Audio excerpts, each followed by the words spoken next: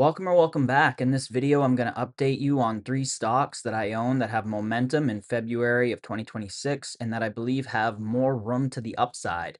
Two of these stocks I've talked about more recently, and a third one I've covered in the past, but I haven't covered it in a long time.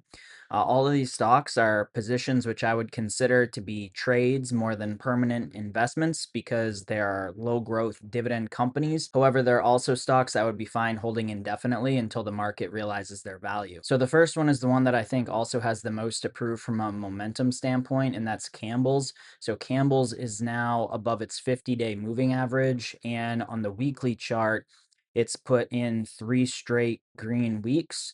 And this isn't a textbook example, I would say, of a three white soldiers pattern, but it looks a lot like one.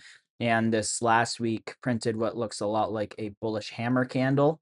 Now, the lows from back in January, the stock hadn't seen lows at that level since all the way back in 2009. So, this is a stock that has really been trading down for a while.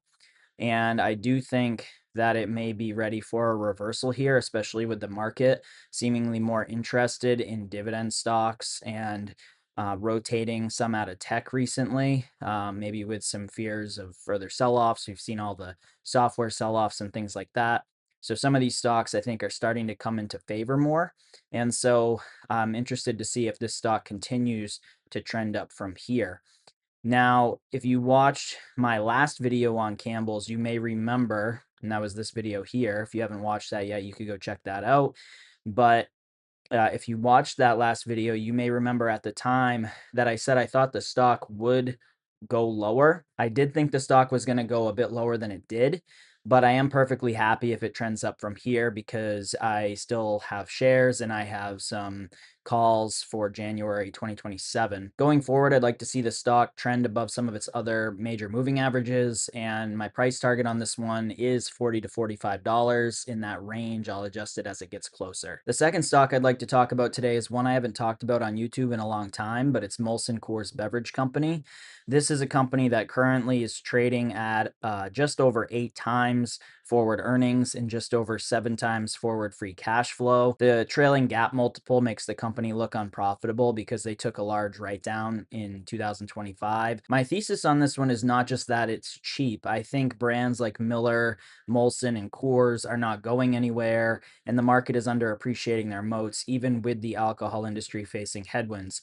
Alcohol stocks are finally starting to look a bit better, though. If you look at the chart for Anheuser-Busch InBev, it has kind of led the way here, and I think other alcohol stocks will follow. Constellation Brands is also starting to look better, for example. Another part of my thesis is that Molson Coors does have some opportunities for future growth outside of its core alcohol business. They own 51% of Zoa Energy, which is the energy drink company that was co-founded by Dwayne "The Rock" Johnson, and Molson Coors is really just getting started with trying to help that company grow. They took this majority stake in late 2024, and the product seems designed to be similar to Celsius, but maybe geared more toward the fitness community.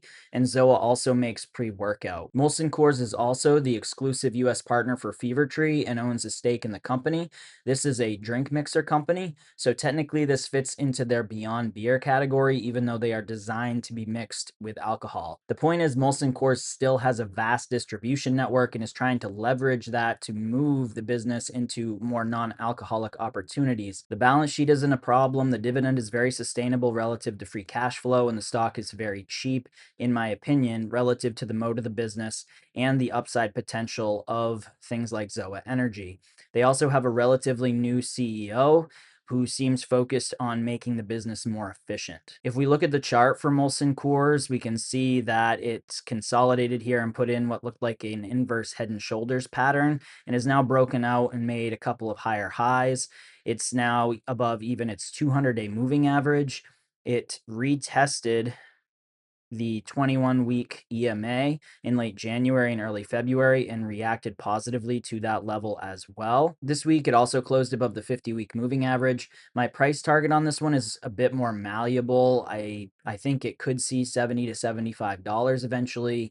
I think it could even go higher than that, depending on what Zoa Energy does. But I do think that the stock deserves to be treated a little bit better by the market for the moat that it has. So, as I said, my price target on this one is a bit more malleable.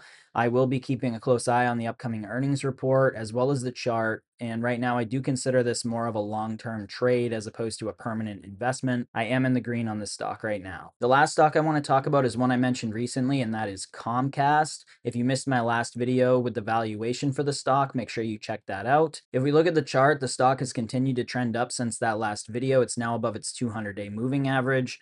On the weekly time frame, it's now also above its 50-week moving average, and it's uh, reacted positively to the 20-week SMA and the 21-week EMA. It tested that range. It retested that range in January and has continued to react positively to it with 3 straight green weeks. The last earnings report just happened on January 29th, and I wouldn't be surprised at all if this stock trades up towards $40 or $45, but I'll be keeping a close eye on it.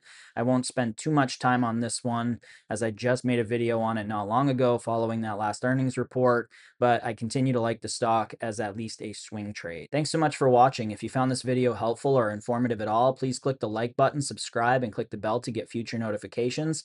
Also follow me on X at Stock Sale Flyer for more regular updates on my thoughts on the markets. And leave me a comment below and let me know, what do you think about these stocks? Do you think dividend stocks? Do you think consumer staple stocks have more upside in 2026? Do you think the overall market's going to trend down? Do you think these stocks will be brought down with the rest of the market? Or are you bullish or bearish on 2026? Let me know. Thanks so much. Take care. Bye.